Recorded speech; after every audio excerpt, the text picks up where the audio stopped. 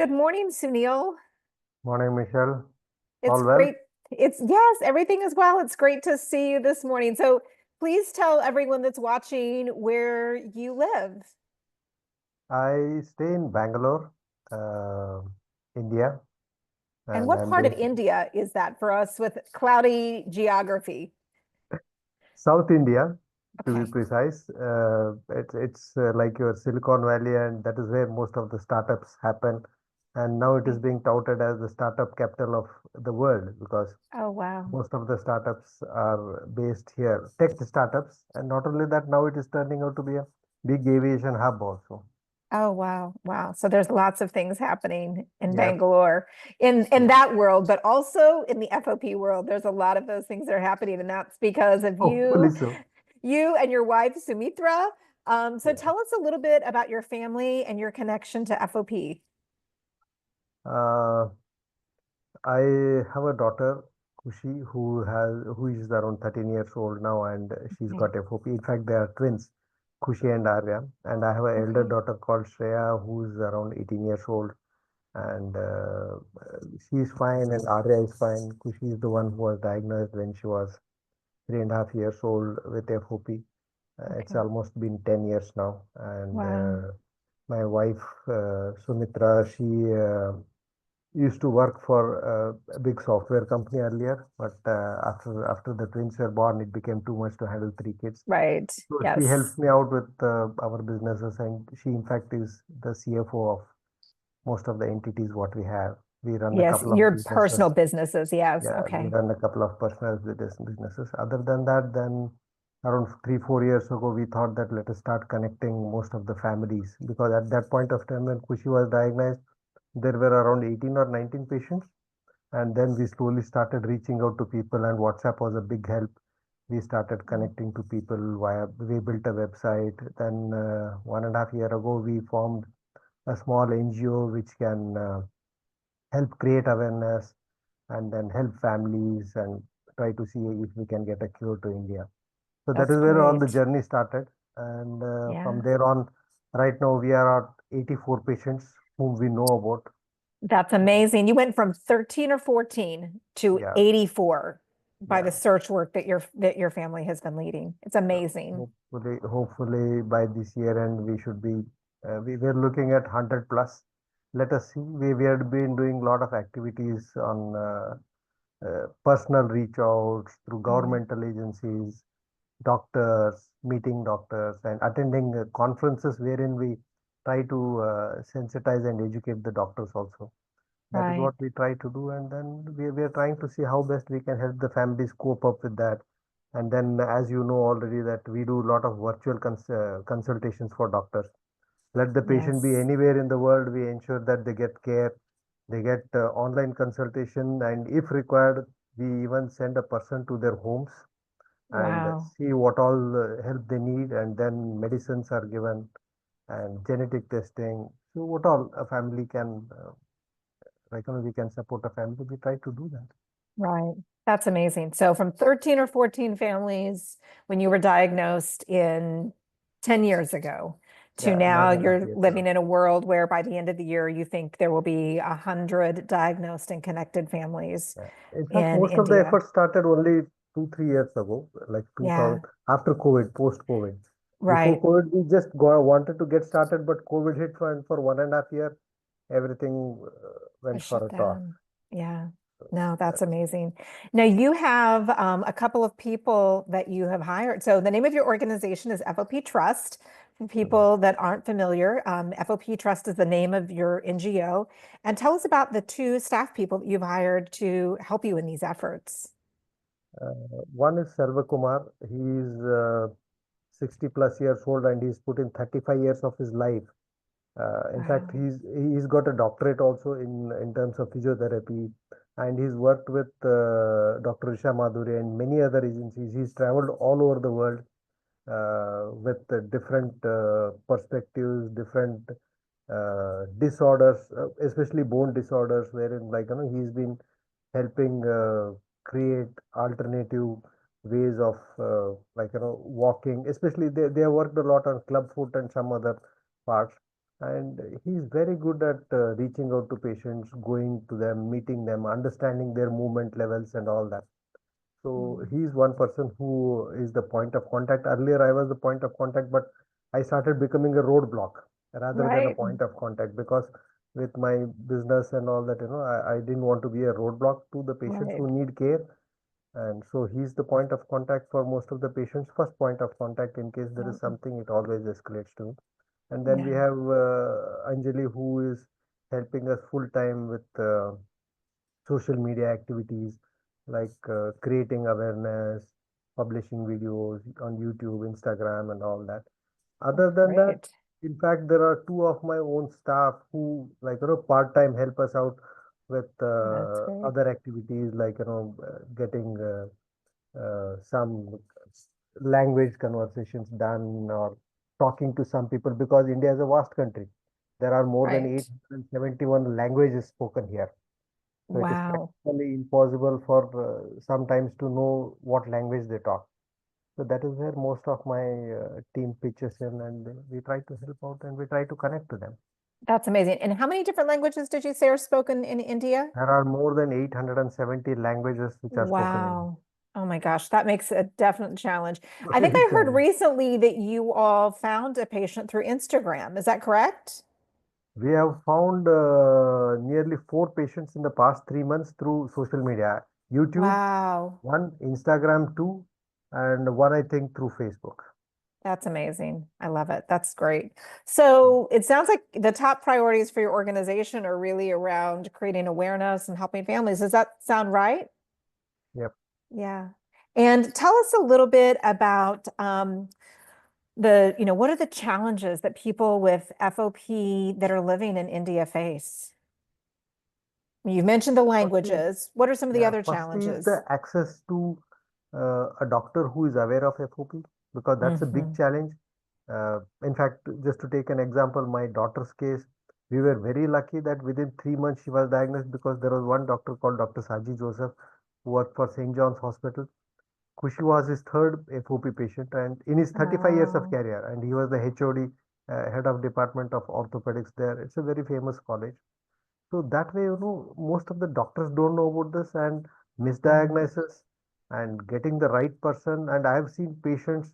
In fact, I am very sort of glad to say that we have saved at least 2 to 3 patients' lives Oh my because one goodness. patient had come to us with such a bad flare up on the neck, and she was supposed to be uh, like they wanted to do a biopsy on her, Oh but goodness. the pathologist in that particular hospital was incidentally my neighbor and she knew about Khushi. So she Wow. called me up and told me like, this is, I think Sunil, this is FOP.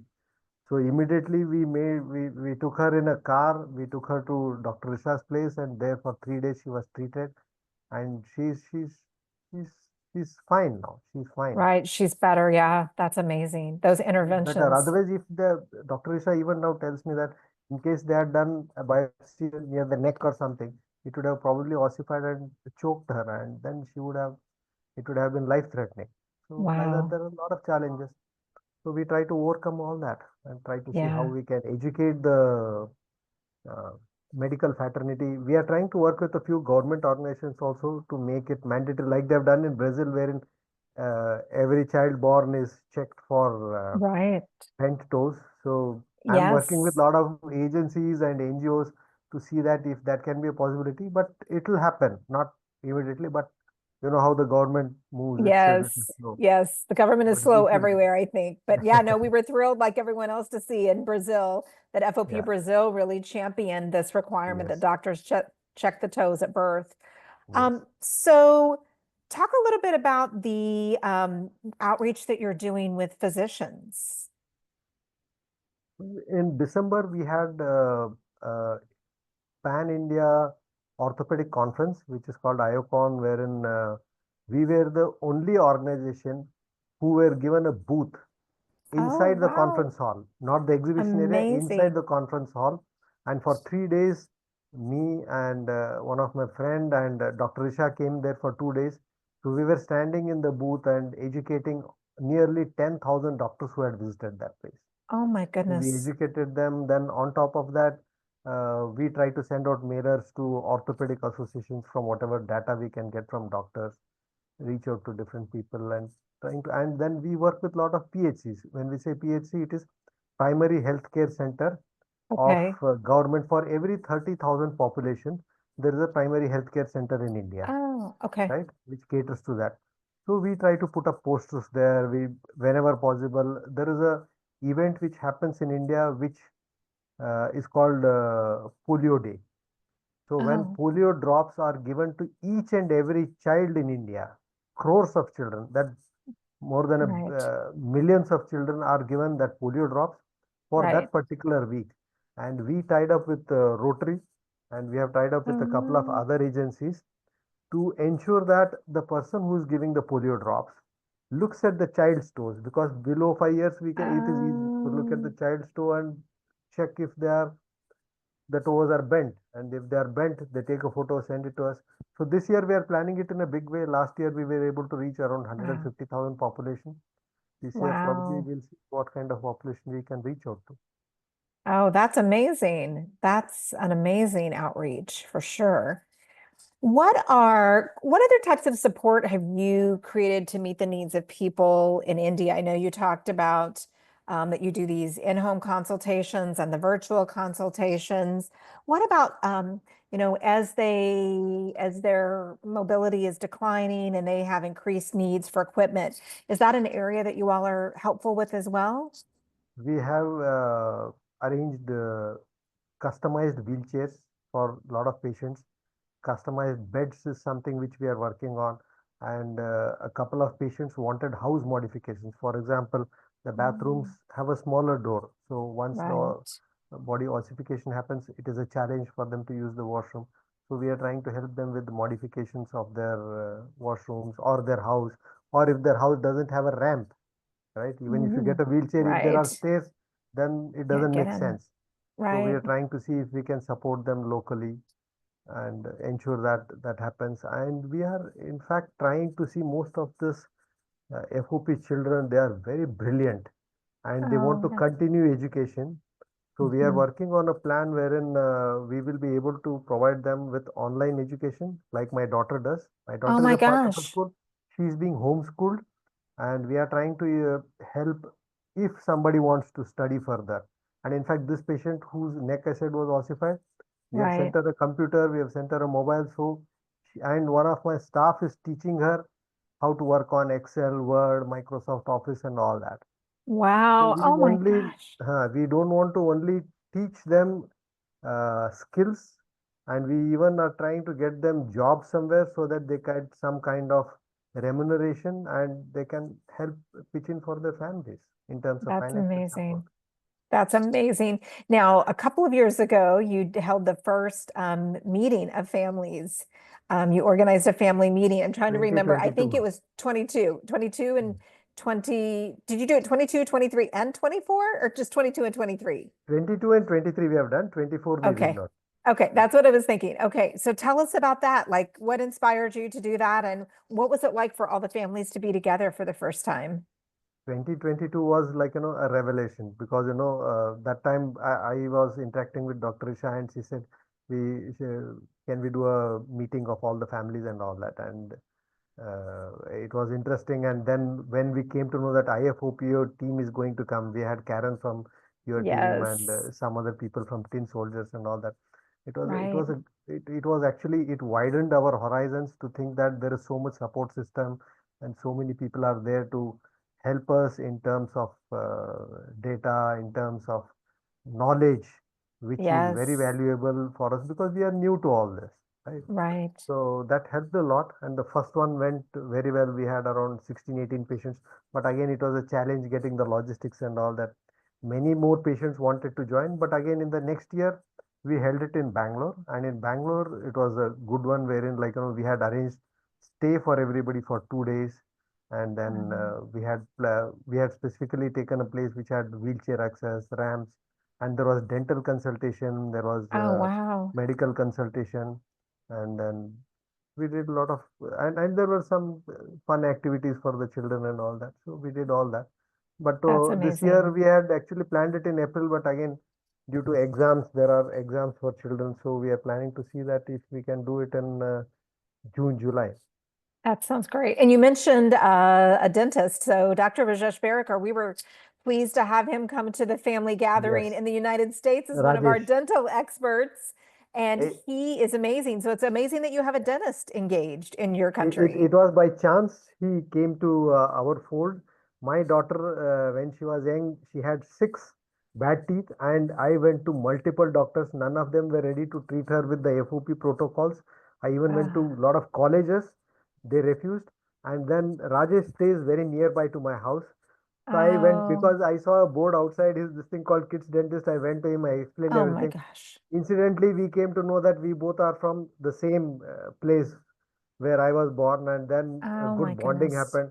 Now we are more of family friends rather than like doctor patient. Right. And then Oh, when I told him about all that, he reached out to the IFOPA team of dentists, took their help, and he treated her. And that is when his journey with FOP started. And now he's very involved. He helps out a lot, and he even gives virtual consultation wherever possible. Or else, if there is a dentist, we tell the patient to go to the nearest dentist and call from there, so that he guides them what has to be done and what should not be done. right. Oh my gosh. It's amazing. Boy, it's like a big world, but it's a small world, like at the end of the day. Oh my goodness. So tell me a little bit about what are your biggest goals for the coming year? One is getting creating awareness and getting more patients onboarded, because that is very important, because I know Right. every day we lose a patient. There could be misdiagnosis which could be fatal, or which Mhm. could harm their movements and body and all that. That has been the top of our mind. And Right. second is how best we can help families, especially with their financial independency, because most of Mm, the patients what we have here are economically little constrained, and we want to see how best we can help them sustain. mhm. And uh, definitely this year the plan is to see if a clinical trial can come to India so that we can be a part of it. Yes, yes. So to this point, there haven't been any clinical trials available in India. So I think we're all hoping as other drugs come through the trial Yes. pipeline that there will be an Mm, opportunity to bring those to India as well. mm, So no, mm. that makes sense. That makes sense. What's your big goal, your vision for the organization? You said some of the things you want to see this year, but is there a bigger goal for the organization for FOP Trust? Uh, get to 1,000 patients, Get to 1,000. What's the population of India? 1.4 billion. Okay, so So if you take the then thumb rule of one in a million, the other day I was asking you that question: is it two in a million yes. or one in a No, it's million? 1 in a million. So Yes. so if it is one in a million, there are approximately 1,400 patients there. See, if we are Yeah. able to get to 1,000 patients, Yeah. that would be awesome. That would be amazing. It would be amazing. Well, you've done amazing, amazing work. I hope that people may see Sunil today and think, but his face looks familiar to me, and that's because last year he was given the Jeannie Pieper Award for outstanding international I'm so leadership. honored. Oh, I'm so well, honored to get that. I think as people listen to this and they hear about the incredible work that you started, and really just, in the last, since 2023, when the organization started, I mean, is really when these activities have happened, and the difference that you're making you've made for your own family, and that you're making for so many families that are already diagnosed, but also you're setting up systems that are going to be available to families that are diagnosed in the future, the way you're helping the physicians. It's just an incredible, incredible thing that you've done. And so, during Awareness Month, the IFOPA sort of like takes the lead on putting this out here, but we are just so honored at the IFOPA to this year get an opportunity to sit down and talk with other people that are leading FOP organizations about the work that they're doing and generate more awareness for your organization. So thank you so much for the work you're doing. And thank you for spending time with me today, telling us all about it. Pleasure is all mine. Thank you so much, Michelle, for taking out time, and hope this motivates many other people to expand their reach Yes. and Yeah.